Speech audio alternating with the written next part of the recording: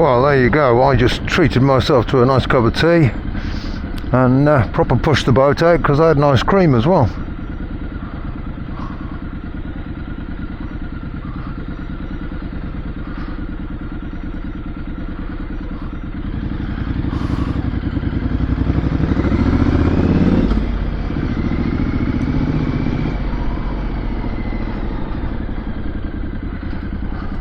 Plenty of people enjoying themselves with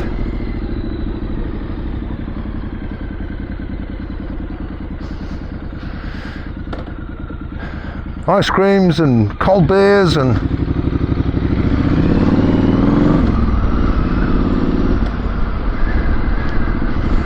other such things, cups of tea, cups of coffee. You can't blame them on a lovely day like today.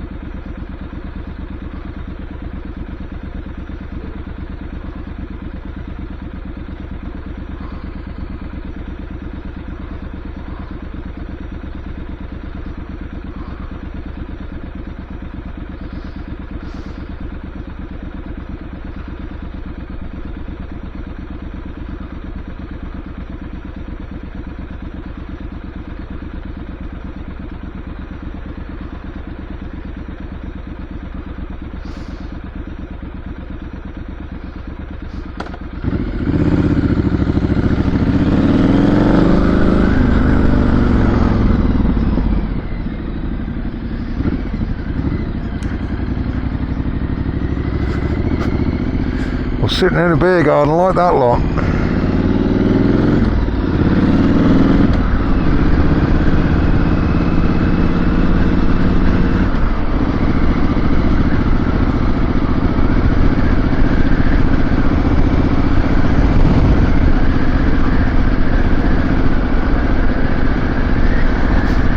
So I'll be sitting in a beer garden later on. It's Tiddly bike night tonight, so I'll be up there. I think I might take the CCM for a change tonight, being as I've got it MOT'd again now.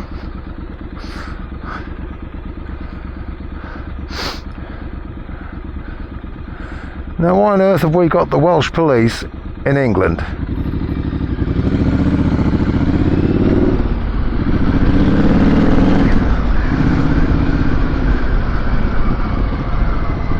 On a bit of a jolly to England, I dare say.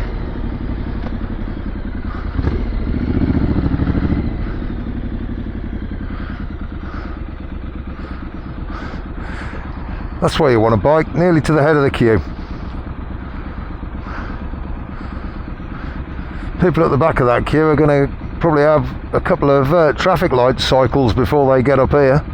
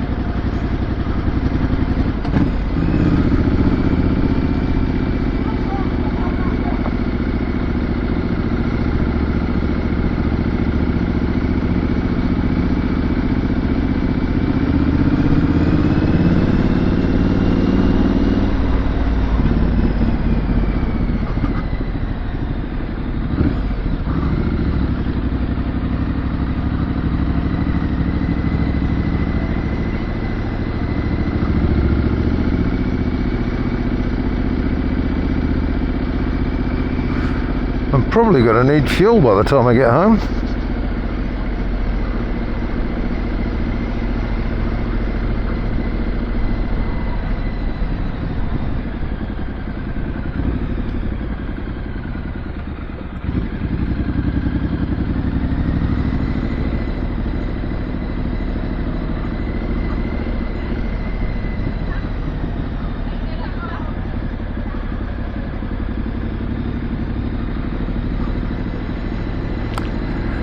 And I know my CCM wants fuel, so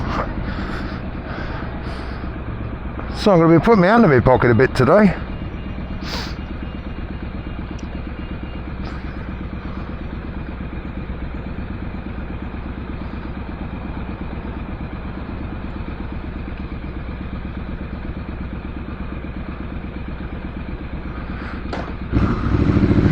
Still enjoying yourself, never was free.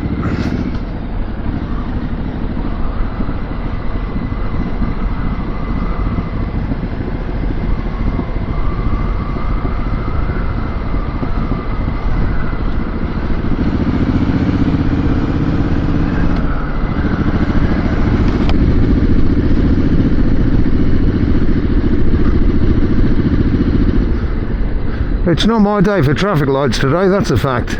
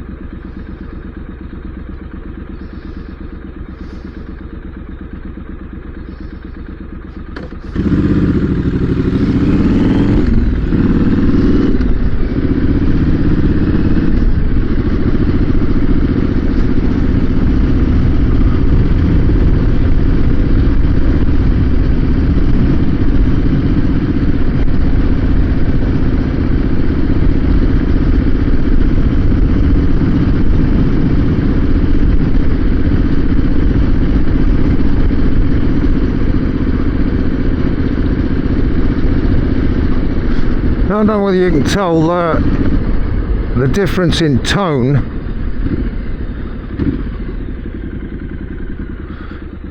on the exhaust, but I've actually gone back to the 2-into-1, but with the homemade tail section,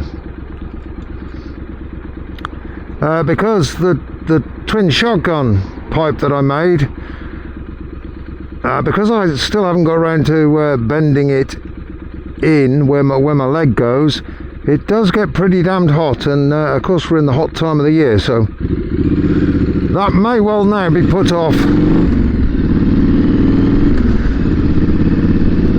until we get to the winter, when I've got more time to muck about with stuff in the workshop, because right now I'd rather be out riding the bike than fiddling with it, to be honest. So apart from the cursory checks, tyre pressures and oil levels and all that sort of thing, I don't want to be ripping it apart, because I might miss out on some very nice days.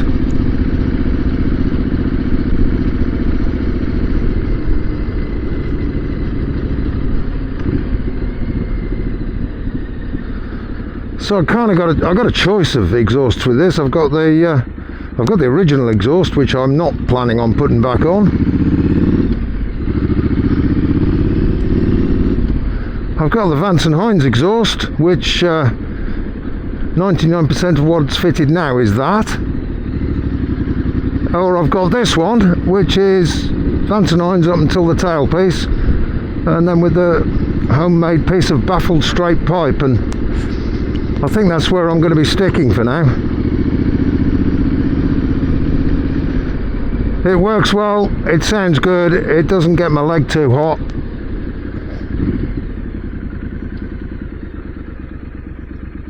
And it looks alright.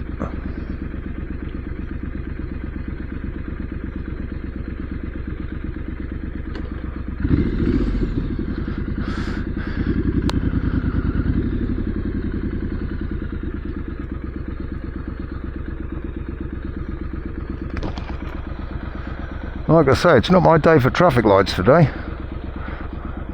even though these are temporary ones.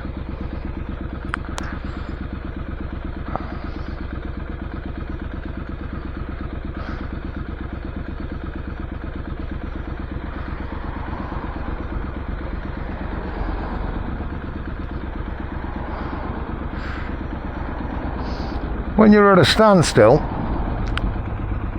it is actually quite warm.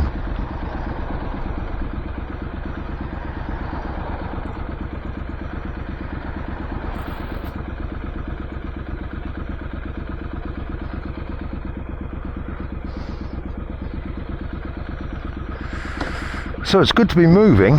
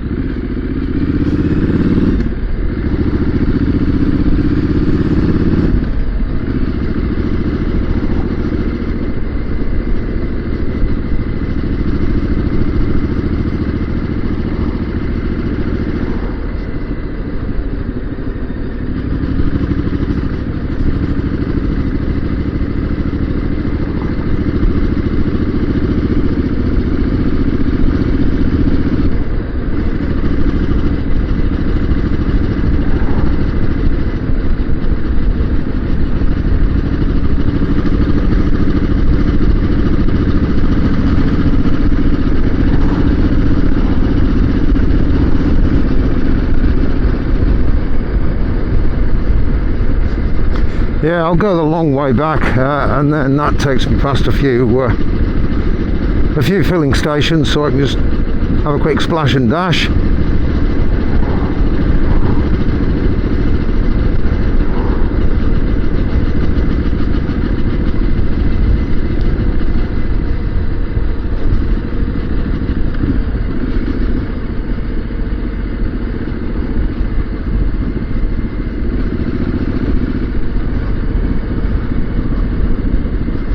I'm going to get stuck behind these people crawling along, aren't I?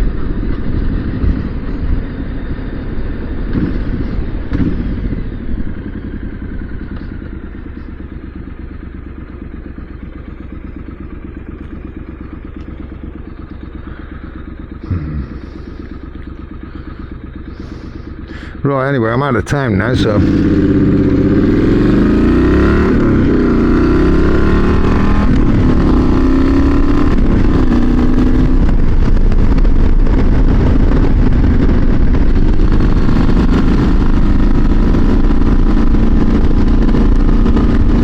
so I can get a wiggle on.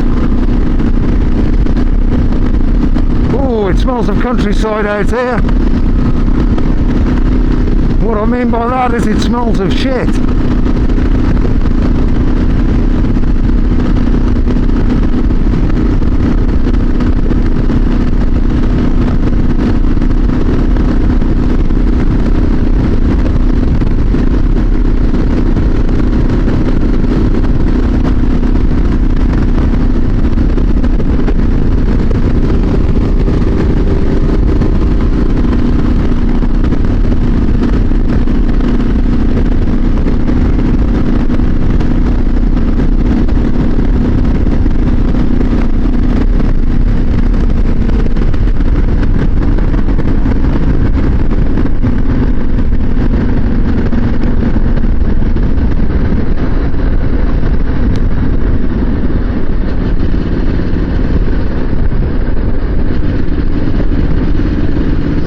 I think I'm going to be plagued by traffic now, all the way back.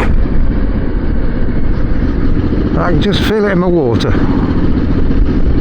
which is a shame because there's some nice twisty bits coming up.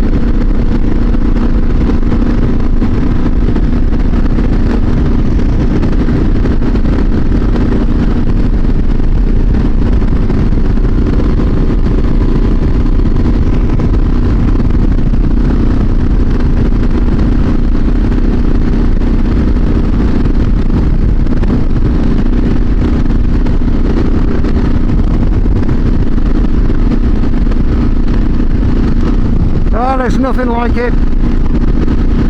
This is how to get away from all the bad news and tale telling that is all we seem to get on the TV and the interweb these days.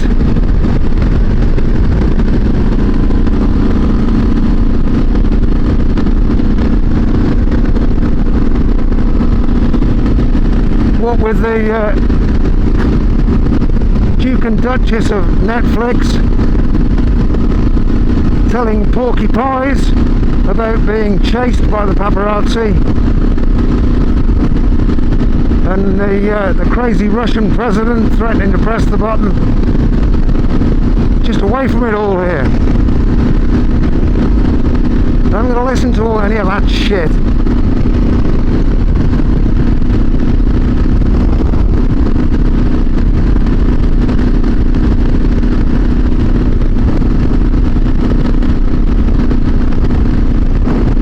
That's what it's all about.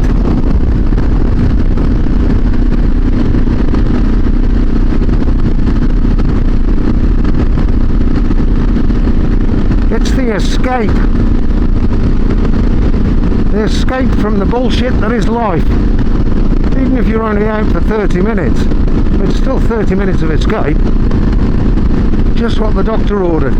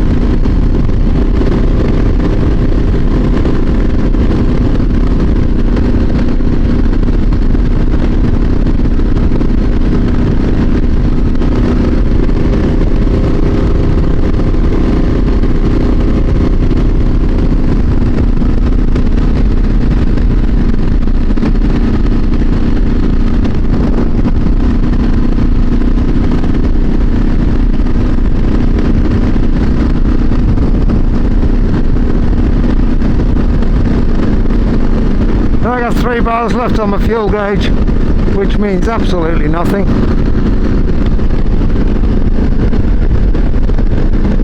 That means it's getting kind of a little bit low. So there's no harm in splashing a bit of fuel in it. Has anyone ever invented a fuel gauge that's deadly accurate? I mean, they just give you a bit of an idea, I think, don't they? I've never owned a car, van, bike, anything that had a fuel gauge on it that was even close to being accurate.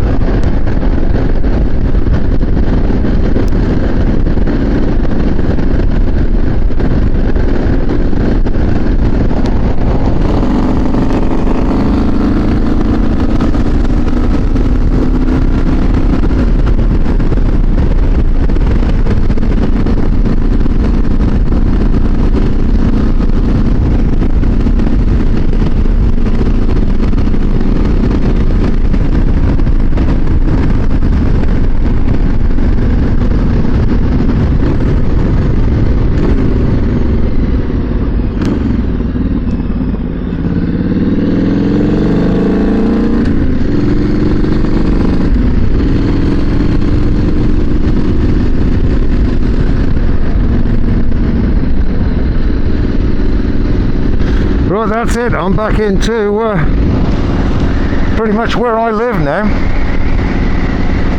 Only a couple of miles away from home.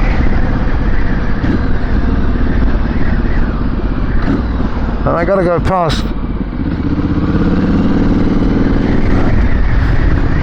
one filling station, no, 2. Oh, I can't remember, 1 or 2. On my way home, and then I'll need to fill the CCM up later on when I'm on my way out.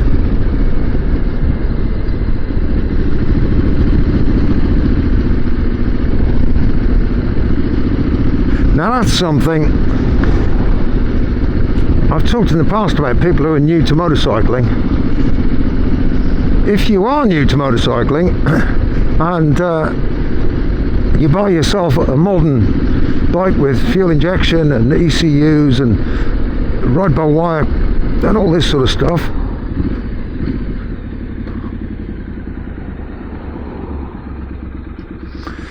then it's really, really easy to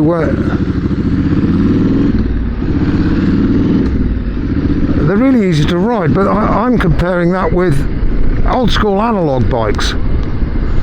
Now my CCM doesn't have an ECU, it's got carburetors, cables operate everything, and it's a slightly breathed on Supermoto with a big bore kit on it and bigger jets in the carb, and I struggle to jet a good compromise into those carbs, so it works great mid to top range, so flat out and sort of cruising around. Around town it's pretty damn lumpy and choppy to ride, and you completely need to change your style of how you do things and how you ride it. In comparison to this bike, this is an incredibly forgiving bike. And anyone who rides bikes, it would be the rideability of it, they'd just fall straight into that. There is no problem there. It would be probably the weight of it that would catch most people out, because it's quite a heavy bike. Fortunately all the weight's low down, so you can still chuck it around.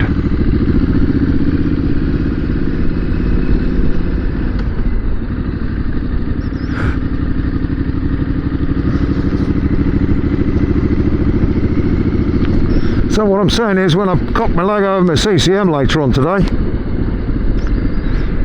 it's a whole different way of riding that.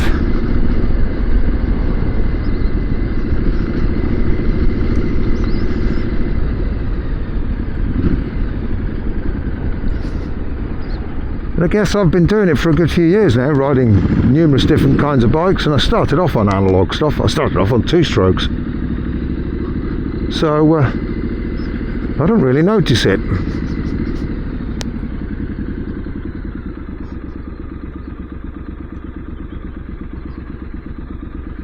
Anyway, let's get a bit of fuel.